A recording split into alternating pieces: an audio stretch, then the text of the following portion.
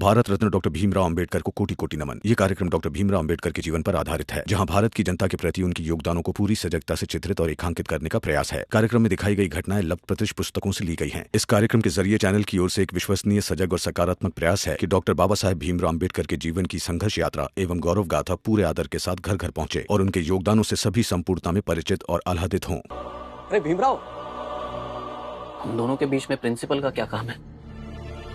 हम दोनों के बीच प्रिंसिपल सर को लाना मैं भी नहीं चाहता था सर, लेकिन आपने मजबूर किया है।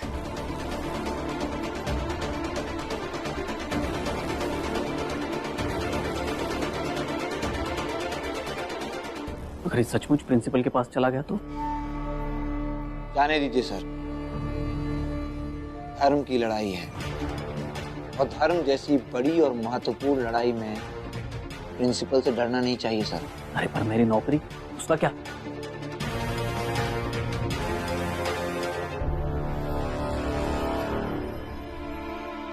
मैं कम इन सर? आओ भीमराव।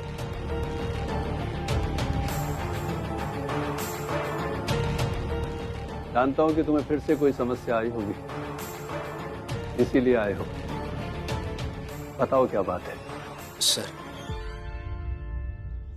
कक्षा में सर ने कल भी नहीं पढ़ाया और आज भी पढ़ाने से मना कर रहे हैं। आप एक बार चलकर देखिए ना। चलो।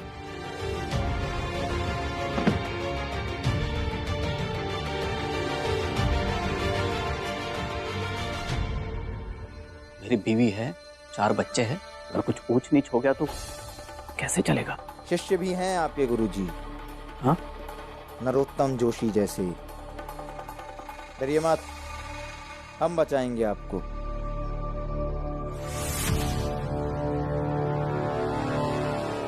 ये क्या सुन रहा हूं मैं? स्टूडेंट और टीचर के बीच में जो कुछ भी हो, स्टूडेंट को प्रिंसिपल ऑफिस में जाना सही नहीं है। पद्माकर जी, क्या सही है और क्या सही नहीं है, यह आप मुझ पर छोड़ दीजिए। आप ये बताइए कि आप पढ़ा क्यों नहीं रहे हैं? जी मैं सर, कुछ रहेगा पढ़ाने को तब पढ़ाएंगे ना सर। मतलब गुरुजी ने समाजशास्त्र का कोर्स तो कंप्लीट करा दिया है सर।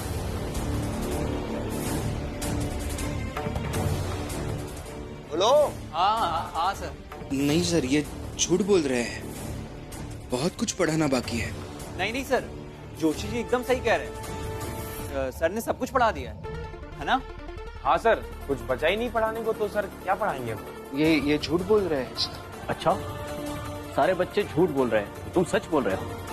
हाँ सर, विश्वास कीजिए, ये सब लोग आपस में मिले हुए हैं और इसलिए ये सब कर रहे हैं ताकि मैं आगे पढ़ ना पाऊं। मैं सब समझ रहा हूं भीम, लेकिन साक्ष्य को देखकर मैं कुछ नहीं कर सकता। सर,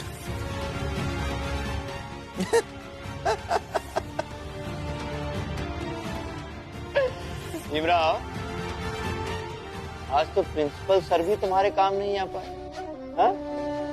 भीमराव, अब मेरी कक्षा में पढ़ाई नहीं होगी है। बाकी बच्चों का सिलेबस मैं कॉलेज के बाहर कंप्लीट करवा दूंगा, तुम अपना देख लो। देखता हूं मैं तुम कैसे पढ़ते हो, एग्जाम देते हो और पास होते हो। गुरुजी, मतलब भीमराव फेल हो जाएगा, और अगर ये फेल हो गया तो शाहजी महाराज इसे दोबारा छात्रवृत्ति तो देंगे नहीं। तो बच्चों, सारा सिलेबस तो कंप्लीट हो गया है। चलो छुट्टी, चलो छुट्टी। सर, ये ऐसा मत कीजिए सर।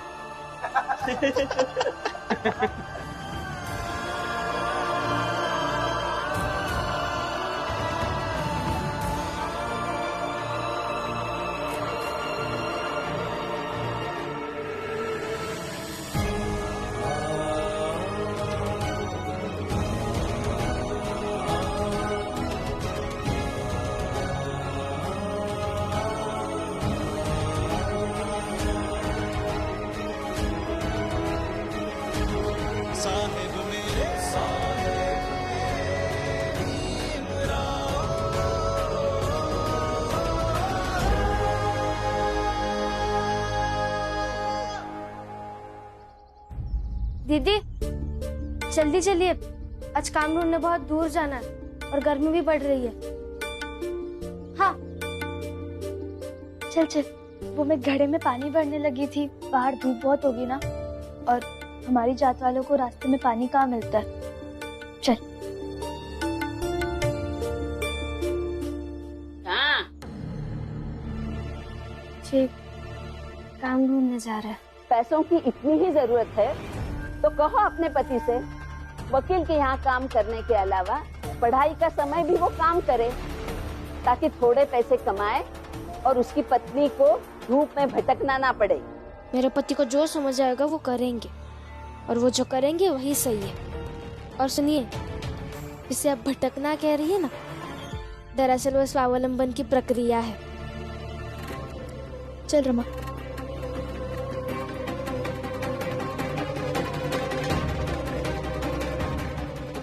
ऐसी ही है तो। मैं तो सास हूँ उनकी, लेकिन मेरा भी नहीं सुनती। कैसी सास है तू? तेरे को कोई नहीं सुनता, न पति सुनता है, न बेटे सुनते हैं, न बहू सुनती है। कितनी गिरी हुई है तू, इतनी गिरी हुई है तो गिर क्यों नहीं जाती? अरे जीजाबाई संभल के। ये तो आई की आवाज है। हाँ चल जल्दी। आई क्या हो गया? कैसे गिर गई आप? क्या हुआ? मेरे दोनों पैर। आगे आगे कीजिए। नहीं नहीं आराम से कीजिए ना। धीरे। ये हुई ना बात। हाँ धीरे है, ठीक हो जाएगा। सच पूछो तो दोनों बहुओं को अपनी सास का ख्याल रखना चाहिए, उसकी सेवा करनी चाहिए। नैतिकता तो यही कहती है। और ये भीम का घर है तो नैतिकता का पालन तो होना ही चाहिए। क्यों रमा? और पालन होगा। आई मैं तेल गरम करके लाती हूँ। हाँ जल्दी ला।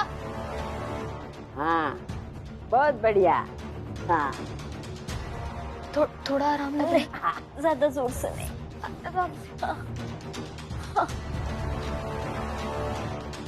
कमर में भी दर्द हो रहा है। रमा जल्दी ला। बहुत गर्मी है, वहाँ तो इतनी धूप है, इसलिए घर की बहुओं को घर में ही रहना चाहिए। हाँ रमा जल्दी आ। लाओ जल्दी। बैठा नहीं जा रहा है। धीरे धीरे धीरे। आई ठीक हो जाएगा।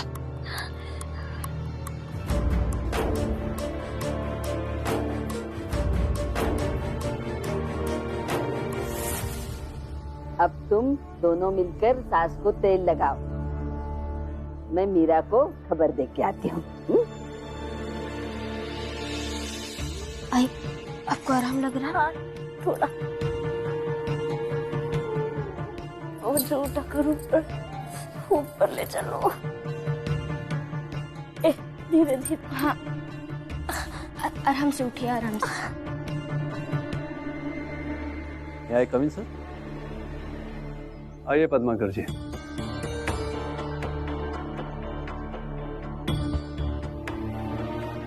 सर बैठिए।